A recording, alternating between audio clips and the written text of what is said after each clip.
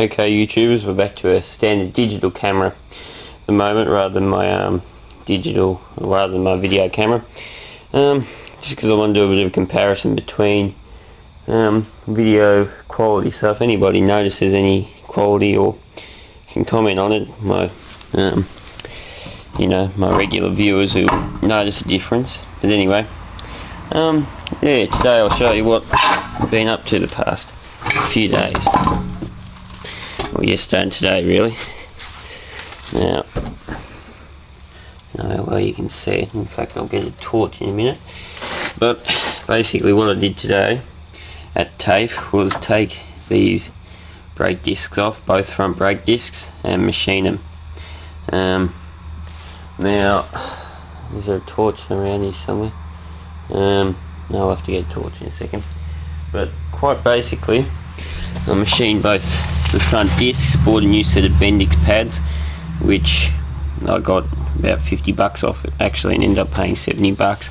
So they got all new front pads on them, and precision machined discs, and really properly machined, not like the crap you get off brake lathe sort of thing where people just whack them in, skim it off both sides, then don't really give a fuck.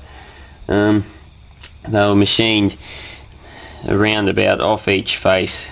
I'd say it was about, in the end, 0.17 off each face, and they're just under, because they have been machined before, they're now just under minimum size, but they're only under by about 0.19 on this disc and 0.21 on the other disc, so really it's nothing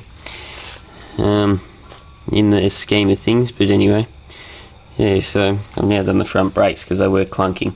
So I don't know whether you can see that, but that's as flat as smooth as you're going to get, and it's as true as a die, because what I did was I stuck it in the lathe with the 4-jaw chuck opened up against this face, and the pipe center, which is basically similar to a live center, so it's basically a tapered piece on a bearing, or with a bearing race, so it spins, and from the back of the disc I poked that through this hub hole here so that it located the disc centrally, and wound pressure up against that from the tailstock, so that it was basically just sitting up against the chuck, but it was located with the pipe center. Then machine both sides. To this side, I just flipped the tool.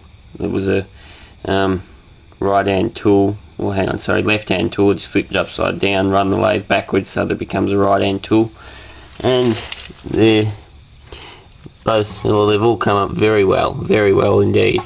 They're better than brand new. Chinese discs wouldn't be machined with these sort of tolerances.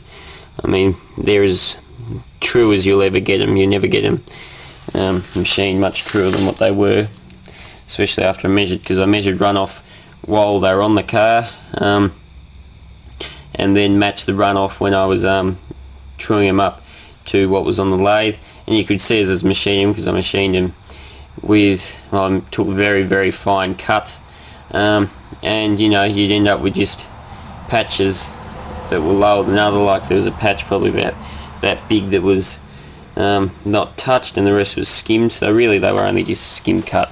But anyway, yeah, so now the brakes are a lot sharper with new pads and machined discs. I tell you, stand on the brake pedal, you come to a complete stop in no time. But also, what's good about it is I tried as hard as I could to make them lock up. I could not make them lock up, apart from on the gravel driveway when I absolutely prodded them. But yeah, so brakes are fixed. I'll take the discs off the back, take them to TAFE and do them as well, because just for the sake of it I may as well while I'm doing the machining course. And that's not a good idea, leaving the jack handle in, because you trip over and pull the jack out from under the vehicle. But anyway, so I did exactly the same on this side. So yeah, the old girl's running well.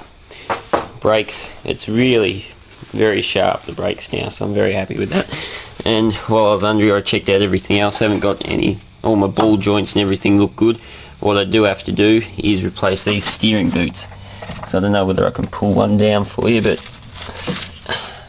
that's part of it. Don't know whether you can see that. I'll get my phone, try and make a bit of light. But they are absolutely rooted. Don't know whether that makes any difference. Actually, I don't think it does, but you can sort of see. So anyway, I'll find a torch and show you closer. Okay, so I've got a torch now, so you can actually see. Don't know how I can do this without putting glare, but you can see those discs are just, you know, there's not an imperfection on them. There is a few pits on the other side, the left hand side, the inside of the left hand side disc, but they're just sort of porosity from the casting process. So yeah, new brake pads, which are DBA General CT or some rubbish like that. Oh, sorry, Bendix, not. So yeah, they're meant to be decent pads, he reckons. So I might as well put something decent in there because I don't want to have to do it again. As far as I'm concerned. There goes my fucking phone. Like these pads I could really have left on there. They've got plenty of meat on them, as you can see. Plenty of meat, and I'll probably end up putting them back on there if I drive the car long enough to wear these out. But to be honest, I shouldn't, after what I've done, I shouldn't have to replace these again. And I'll show you that boot. Let's try and show you. So there's part of the boot, and there's the actual power steering. That's actually the joint, so I really have to fix that because that's going to end up full of dirt and that's going to fuck the rack. Or it'll end up, the actual ball joint itself, the ball in the joint will end up worn and eventually pop out, and the wheel, you know, steering, because I don't know, or it'll end up with play in it anyway. I don't really, because it's got all these suspension components, all sway bar, bushes, all that sort of shit. It's all really good condition actually. It's only that one boot there and those steering boots that worry me. CV boots, pretty good too. CVs themselves are pretty good too. So anyway, enough prattling on about this piece of shit. I have got it on a chassis stand and the jack, so you know, because it is sitting in the driveway there, which isn't very good. It should be on a flat level surface, but anyway, there you go. I've got I think it's the other side, I've got a retread tyre on, which I'm not too happy about. I'll have to replace it with something else. It's just it's a good tyre, but it's a retread, so I don't really want to be driving around on retread. I don't like the idea of retreads, to be honest, especially ones that are sat in here for 10 years. Now, I'll see if I can find the split on the tyre wall. It did have a fair size split, that's why I changed it off. You can see there's a bit of a pucker there on it. Where's this split gone? I can't see it now. Damn it. Where is it? Oh, there it is. Just there, I don't know whether you can see that. I don't think it's too deep, but I'll take it and get it checked out. It's not that bad. But I might get those two rear tyres changed off. Because my mate's Magna with 14s that he's wrecking has got tyres with 80% on them, so I might just get them changed. Only thing is they're 5 stud rims, these are 4 stud. But anyway, there you go. Thanks for watching.